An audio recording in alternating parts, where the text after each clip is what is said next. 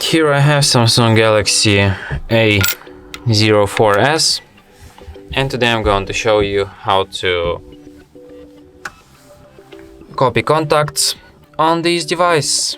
So firstly you have to open Contacts application, then tap here, go to the Manage Contacts, then select Import or Export Contacts, then tap Import, select SIM card, then select contacts which you want to copy, so you can just tap all and then tap Done. Then select where you want to copy them, of course to our phone, tap Import, and as you can see these contacts have been added to your phone.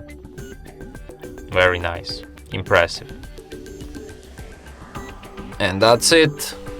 Thanks for watching. If you find this tutorial useful, don't forget to hit that like button and subscribe to our channel.